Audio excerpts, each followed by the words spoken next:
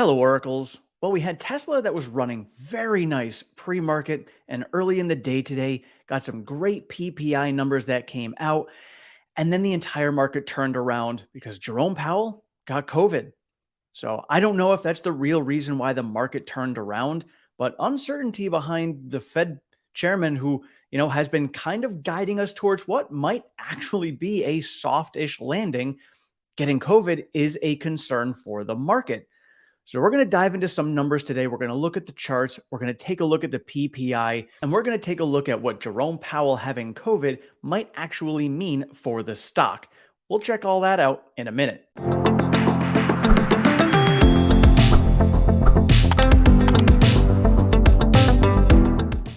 All right, so now we're going to jump into the charts. And I know that this morning I had mentioned how Tesla broke out.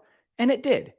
People were like, oh, you called it too early. They didn't actually break out, but they did. The breakout was we were stuck at this 122 to 123 level and we broke out. So we did break out of it. And then here we go, Jerome Powell getting COVID. This is something we kind of saw all last year was anytime the market got any sort of momentum whatsoever, some random event came out and stopped that momentum. So we saw Tesla coming down 2% today, but it still closed at almost 129. So that is a good level to be at. We are now down another 1.5% after hours. But again, we broke through that level. Now we just pay attention. Now, I know I've discussed many times with many of you guys in the comments about charts and not following them and they're not worth it. But I mean, you guys who have been following me know that every single line that I've got on these charts, we have stopped at, and then every gap that we've had, we've filled on the way down. Some of you guys don't like me talking about it, but it's one of those things that need to be mentioned.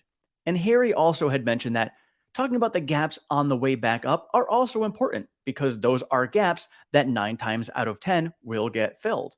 So the reason I hadn't been speaking about the gaps going up is because I think it's inevitable that we are going to fill those on the way up.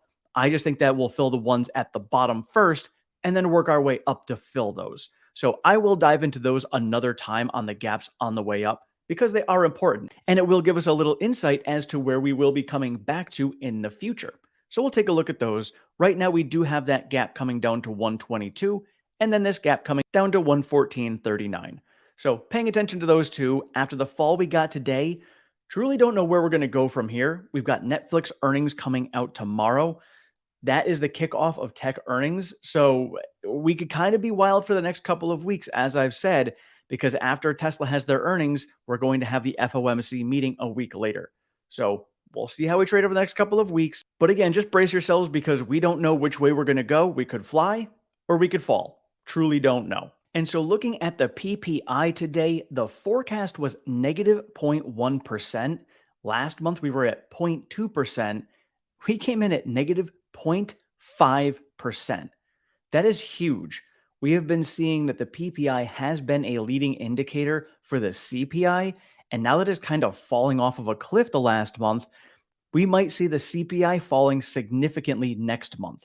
So this is something to, truly pay attention to because if the costs of goods are coming down, that's what the PPI is. That is the producer price index. This is basically dictating what the cost of goods is for manufacturers and things of that nature. So that in turn is going to lead to, and these are like the cost of goods sold. So as Elon said, they have been foreseeing the cost of their materials coming down. Now here it is, we are seeing in the numbers, the cost of the materials is coming down. And then looking at the year over year numbers, last month we were at a 7.3%, the forecast was 6.8%, and we came in at a 6.2%. So again, when this happened, the market did rally. This is why we were doing so well in the market, and especially Tesla coming up pre-market and within the first couple hours of trading. And then, sure enough, here it is, 10:31 a.m., breaking news, Jerome Powell just got COVID. So right after that first 1 hour mayhem in the market, we get this rug pull from Jerome Powell. Now, we can have conspiracy theories coming out saying, did Jerome Powell actually get COVID? Or were they just saying this just so we could see the market cooling off a little bit? You guys can let me know in the comments below if you think this is intentional or if you think Jerome Powell actually does have COVID. But if he does have it, I truly do wish that he gets better. I mean, despite the fact that, he's been getting so much backlash from everything he's doing, they're using lagging data. We don't think they should be raising rates anymore. All of this noise that's going on, still moving in that direction of seeing a softish landing potentially happening right now. you know, I wish him the best. And obviously, certainty of having Jerome Powell still be in charge of this is important. Whether you want him to be there or not, or don't like what he's doing, having the same person be in charge during this is going to keep that certainty in the market. And that is truly the important part. We've talked about this many times before about the fact that uncertainty, more than anything, is what causes the market to go red. When you're going up into a war like we had with Russia and Ukraine, when you don't know if they're going to war, that is when the market was the most red.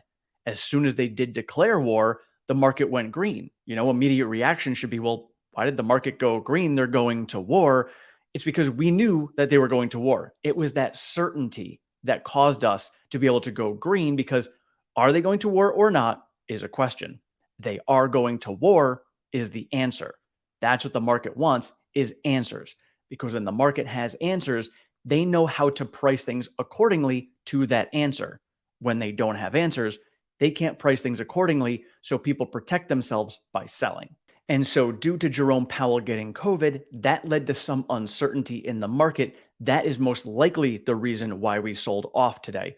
We don't know for sure, but just looking at the timing of when the market sold off and when we got the news about Jerome Powell, kind of tells me that that was the reason why we sold off today.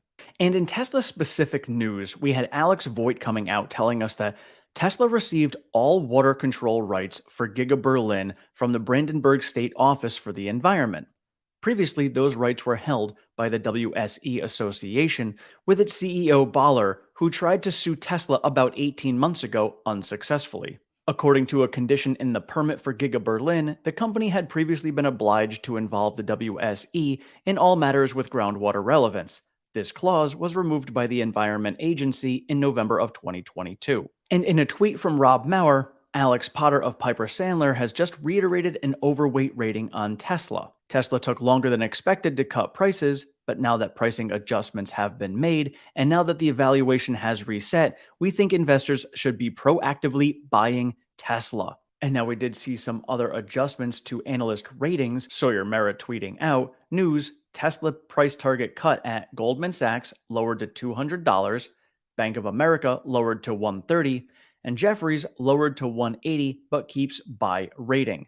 So even with Goldman Sachs lowering their target to $200, that's still over a 60% increase for the year based upon where we are right now. That is massive upside despite the fact that they have been lowering their target. And to finish off the episode, we are going to go into Tim's take.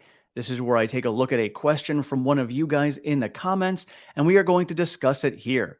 So we've got Multicamzilla coming out asking, do you think owning Twitter will serve to combat FUD when trying to get FSD approved and accepted by the public once it's ready? That might have been a reason to purchase it in the first place. Now, I did respond to this. That's a huge piece of it, I think. Seeing the government trying to control thinking in the country and suppress truth means that they would slander FUD and not let autonomy be regulated until legacy has it done. Twitter will allow the truth of how successful FSD is to be seen by the public, and if the government chooses to not acknowledge this, there will be a public outrage and proof of the government not looking out for the best interest and safety of their citizens. And quite honestly, I don't think that's the reason why Elon ended up buying Twitter, but I think this is going to be one of the outcomes from it. When we get more truth that is out there and we have more people discussing how safe FSD is, how safe Teslas are, when we get to the point where we're looking for regulatory approval, we now have all of this data backing up all of this information. You guys watch me on the channel here, and I know there's many other content creators out there as well who you guys have watched grow with their channel, showing who they are, being transparent. You now have realized they are truly growing in that direction, and they have earned that spot for you guys to go out there and view because they have earned that credibility.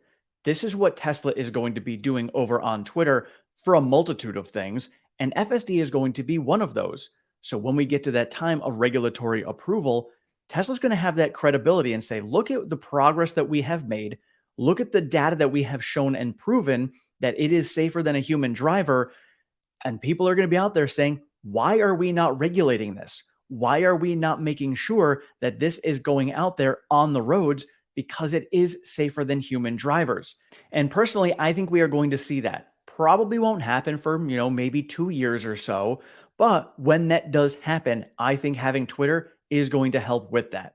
And you guys can let me know in the comments below what you guys think about that aspect as well. And you can also answer that question. Otherwise, we will see how the stock trades tomorrow. We will maybe get some more information on how Jerome Powell is feeling with COVID, and maybe we can see some more green come back in the market. Again, the level below us right now is that 122 level, which was a very strong resistance level, now should act as a very strong support for us. So we'll see how we trade the next couple of days. And again, we've got Netflix earnings tomorrow, so we'll see how the market reacts to that one. Otherwise, thank you all so much for watching. Thank you for your support. Like and subscribe, and we will see you in the next one.